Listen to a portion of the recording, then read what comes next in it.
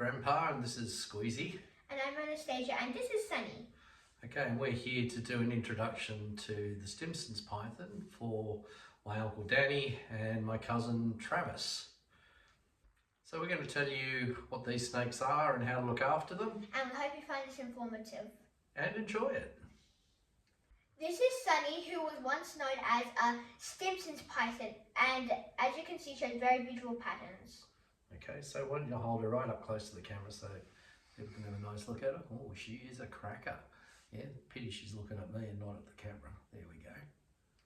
And this is Squeezy, who is known as a children's python. Similar look.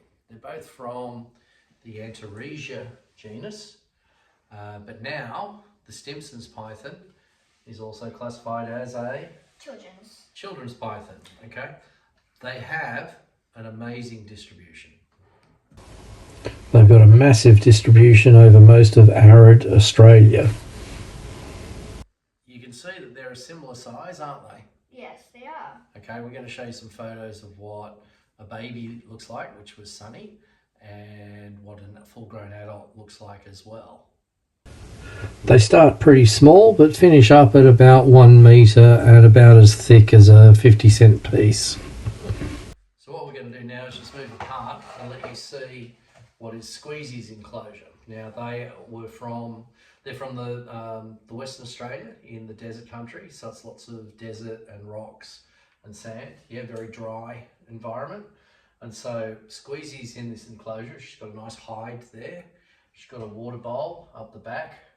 She's lucky she's got live plants, but it's not very high. Why is that, Anastasia? Is she terrestrial or arboreal? Terrestrial, which basically means that they're land dwelling and not like the jungles, which live in the trees and stuff. They don't climb as much because it's not much. Look, but she's got a few branches there to climb over, hasn't she? Yeah. If you can see the background, there's not much trees to climb in, so that's actually like her territory. Okay, that's pretty informative. I think the other thing is, are they nocturnal or are they active during the day?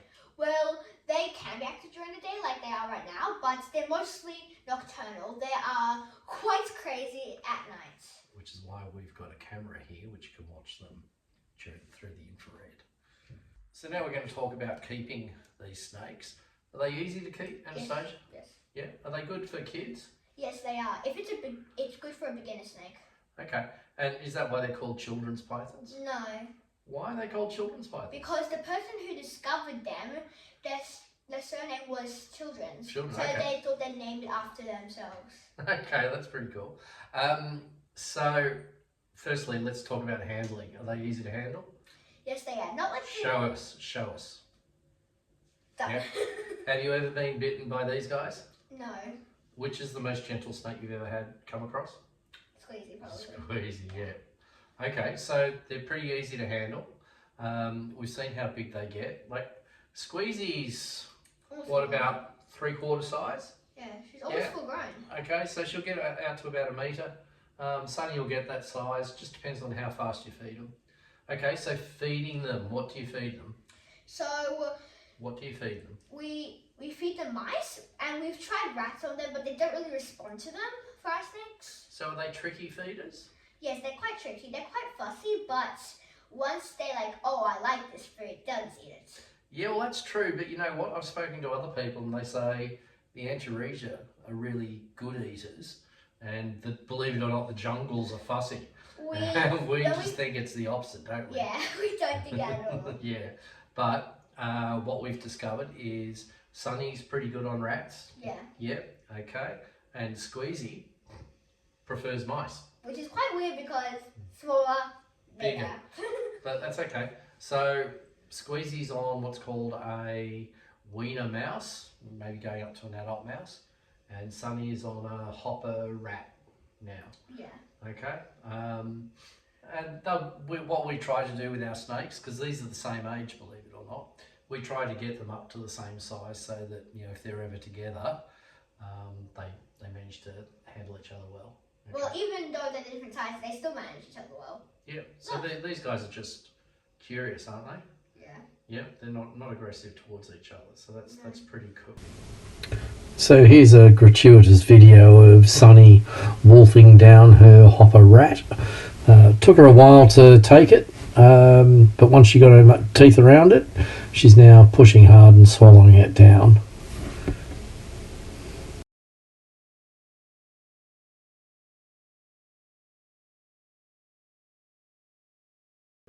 All right, what about shedding? Do they shed well? Well, yeah, Yeah. they shed really well. And it's like the jungle. I think most snakes shed well. It's just if they have if they're not well, like if they have some disease or something, then they don't shed well. Yeah, okay, but there is one trick with these guys, because they're in such a dry environment. You need to make sure that there's enough humidity in there when they're going to do their shed. Yes. Because Sunny's been a bit tricky, hasn't she? Yeah. Yeah, but so we always make sure that the tail pieces fully come off, haven't we? Yeah. And what about the eyepiece? They have to come off, otherwise they'll start getting a disease on their eye, which won't be pretty. Okay. All right, so let's talk about, do they poo okay? So if you feed them, they'll do a poo. Do a poo about 4 days later. Like if you have a big snake and if you feed it like once a month, once per a month. One per month. Okay, so that's pretty cool.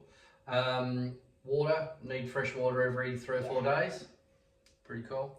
Somewhere to hide. Yes, definitely. Like you can see we have 2 hides right here. Yeah, and she likes to hide in the back of the bushes as well. And we also have some electronics in there as well, right? Yeah. So we've got, at the moment you can see you've got a heat lamp on. Okay, we've got a heat emitter for winter, just at night time, and then we've got a UVB bulb. They say snakes don't need the UVBs, but we think it's beneficial for them, so we give it to them. Okay, so just a little bit more about these guys. What sort of temperament do they have? They're very, very calm. Really calm, aren't they? What do you like about keeping Stimson's Pythons?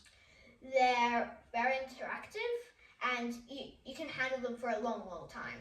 Yeah, they just like to explore around a bit, pretty easy. Won't go away from you if you let them lay on a bed or something, they won't go away from you at all. Yeah, okay, and the size, they only get up to about 1 metre, so that's pretty cool. That's it. Yep. So then, when you're deciding to have a Stimson's, you'd have to ask yourself, why do I want a Stimson's? Yeah. Do you want it for looking at it? Do you want it for a decoration of the house? Or do you actually want one to keep as a pet? Yeah, or do you want to interact with it? Do you want to observe its natural behaviours? So these are a small, calm, easy snake. Yeah, you've got alternatives out there. So if you wanted a snake with a bit more challenge and personality, what sort of snake would you get? For me, some people would say, I'd say the jungles for us, but... Yeah. How many jungles have we got? 3. We got 3, we love them. Yep. But if you're after pythons, but maybe something a little bit bigger, you could consider a Murray Darling python. Or diamonds. They're a little bit bigger again. They're really cool. Very calm. And then the Darwin carpet python, that's okay. And the southwestern carpet python. Yeah. There's a lot to choose from. Just don't consider things very, very big.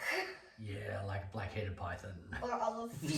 Or an olive. Not first, anyway. Okay. Yeah. So we love our Antaresia, our children's python, and what we still call our Stimson's python. Do you want to swap just for a second? Because everyone's had a really nice look at Squeezy here, and she's called Squeezy for a reason, because she just loves squeezing. Okay, can I have Sunny there? Yes. Thank you. There we go. We got Sunny. She was a noodle, just a little noodle. She was tiny. She could fit in your palm. So you see, she's got beautiful patterning. I think she's from she's a Northern Territory type.